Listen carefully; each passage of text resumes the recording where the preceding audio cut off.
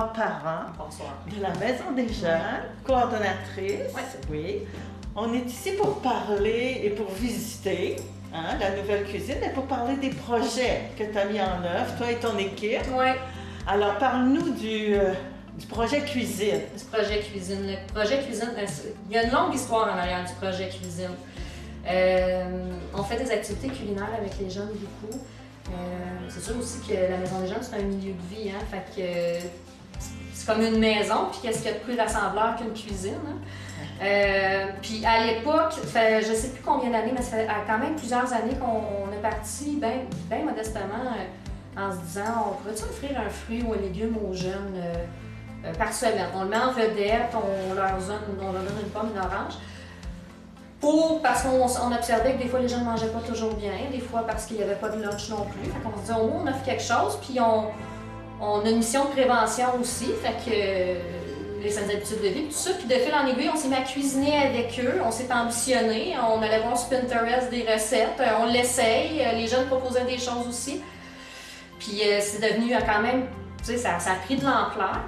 On en a même fait le thème de notre souper bénéfice à chaque année. Fait que plus que ça allait, plus qu'on expérimentait. On fait des soupers thématiques aussi. Les jeunes, ils font souper. On fait un souper avec les jeunes, puis il y a une thématique de prévention aussi avec ça. Mais là, on avait une petite cuisine qui n'était pas très grande. On a un bon achalandage aussi sur les heures de dîner. Fait que ça prend de l'espace pour faire chauffer les lunchs, puis on a une petite cantine, le frigidaire.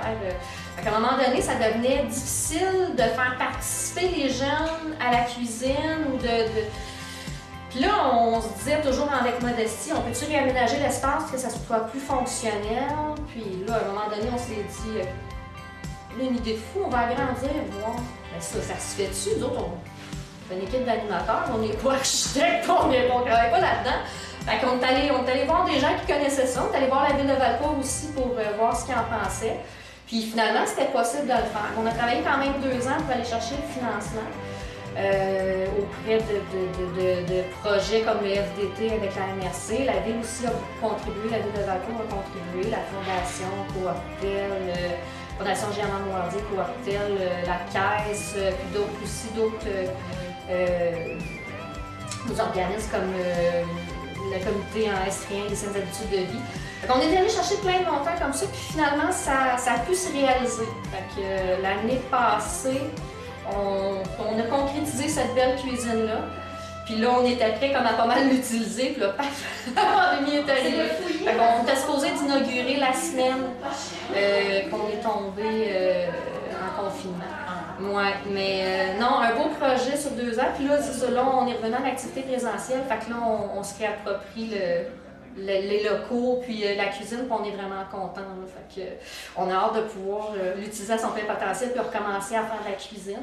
Mais ça demeure quand même un lieu où c'est rassembleur d'une cuisine. Fait que c'est pas juste au niveau de la cuisine, ça va être aussi au niveau faire des activités de loisirs, faire des jeux de société, jaser autour d'une table et des lots.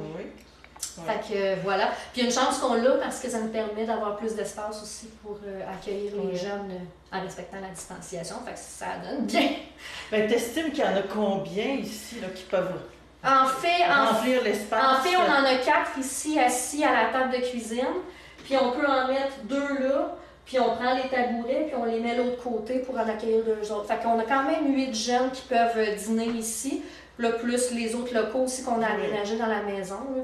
Fait qu'on peut accueillir près du 25 jeunes. Là, parce que là, c'est le contexte de la distanciation. Oui, c'est ça. De ça que tu me parles. Oui, c'est ça, dans le contexte, parce que sinon, on faisait des miracles avec la petite cuisine. On ne l'a pas utilisé encore à son plein potentiel, mais je pense qu'on peut... on a fait une activité à Noël passé. Les jeunes ont fait une soirée de film, puis on avait un souper. Puis on était une bonne gang. Dans la cuisine, on a des photos, parce que toute l'îlot autour, c'est plein de jeunes. Fait que... puis c'est des belles photos, on est contents de voir ça, pour vrai. OK, ben oui. Ouais. Alors, si je t'amènerais là, un petit peu sur le financement de la Maison des Jeunes. Tu sais, habituellement, il y avait le golf. Au printemps, il y avait... le dîner, le souper, qui n'aura pas lieu, là, probablement en novembre. Hein. Comment vous organisez? On était chanceux parce qu'on par les années passées, on avait une bonne santé financière, on a eu des beaux succès au niveau de nos activités de financement. Mais c'est sûr qu'il y a un manque à gagner qui est quand même important là, pour cette année. On reçoit, la majorité de notre financement vient de santé et services sociaux, mais puis on complète avec les financements des municipalités, la fondation, des choses comme ça. Mais on va quand même chercher une bonne partie de notre financement aussi par les levées de fonds. On est quand même chanceux parce qu'on réussit, là, on a vécu un petit peu dans l'incertitude, je te dirais, dans les derniers mois, mais il y a des fonds d'aide qui commencent à émerger. On sait qu'il va y avoir aussi un rehaussement au niveau du PSA, que ça va nous aider. Fait qu'on est allé comme gratter un petit peu là, toutes les aides qu'il y avait. Puis on va réussir à passer à travers. On verra ce que l'année prochaine nous réservera. Oui. Mais on a des stratégies, on a des plans B dans notre manche. Puis on va voir comment ça va se passer. Mais pour l'instant, ça va bien. Puis on réussit à maintenir aussi les activités pour les jeunes. Puis l'équipe d'animation aussi en place. Parce que ça prend l'équipe pour être capable de mettre ça en œuvre. Puis il faut... les milieux de vie, les organismes milieux de vie, je pense que c'est difficile d'adapter les activités parce qu'on est un milieu de vie, c'est un lieu de rencontre, la maison des jeunes, on occupe la place. Fait qu'il faut adapter, il faut que ça convienne aussi aux besoins des ados. Fait qu'on travaille... on y va dans le court terme, puis on s'adapte comme on peut. Mais je pense qu'on a quand même bien réussi. Les jeunes, ils sont super bons pour respecter les règles. L'équipe fait preuve de créativité. Quand on a voulu fermer au mois de mars, on a tout fait en virtuel. On essayait d'explorer toutes les activités. On a appris à connaître les différentes plateformes pour communiquer avec les jeunes aussi. Oui. Que ce soit Discord ou des choses comme ça. Fait qu'on s'est bien adapté, puis je pense que ça a répondu aux besoins. Fait qu'on continue à suivre le courant, puis à écouter les jeunes aussi, puis à impliquer aussi les jeunes dans tout ça. Oui, oui. Donc, c'est beaucoup de créativité, beaucoup de générosité de la part des gens qui vous aident. Oui. On est chanceux parce qu'il y a une communauté qui est toujours présente, puis qui est fidèle. Les gens, ils nous supportent toujours, que ce soit dans les activités de financement, que ce soit dans la présence.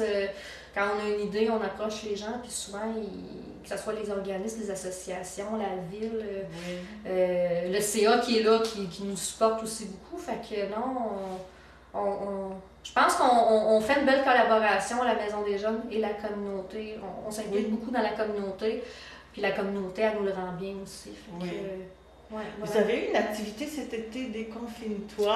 Parle-nous-en donc un peu. En fait, c'était plusieurs organismes qui ont de jeunesse ou qui côtoient la jeunesse, en fait, dans le Val. À Valcourt, il y avait Valcourt 2030, il y avait nous, Val Famille qui était là aussi. Là, je ne voudrais pas en oublier, mais il y avait plusieurs organisations. Puis on s'est, fin mars, si je ne me trompe pas, avril, en fait, il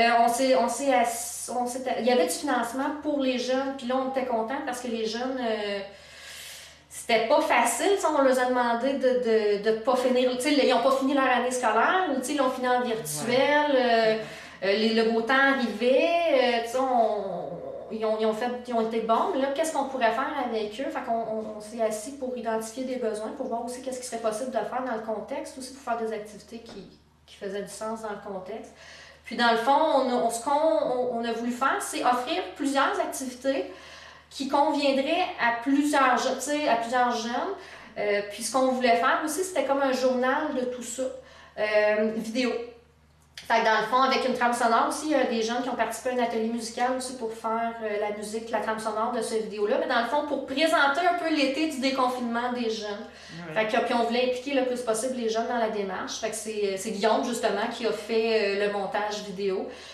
Guillaume a pris aussi des images. Il y avait aussi une autre jeune qui a pris des images. Plusieurs personnes, en fait, ont pris des images, les jeunes, tout au long de l'été. Puis dans le fond, on a ramassé tout ça, puis on a fait le journal du déconfinement. Puis avec la trame sonore, c'est que c'est fait au B12 aussi avec des jeunes qui ont bâti la musique, les paroles avec Bogat qui était là pour les aider. Ouais, voilà. Fait que ça ressemble à ça, mais on avait des activités sportives, puis d'art artistique, on en a fait ici. Fait que non, c'était bien, ouais. Ben, on te souhaite de continuer sur cette belle lancée, hein, puis on viendra pour d'autres projets. Ben, hein? C'est sûr qu'il va en avoir d'autres. Il va en avoir d'autres. Oui. Bonne chance, Laurence. Merci.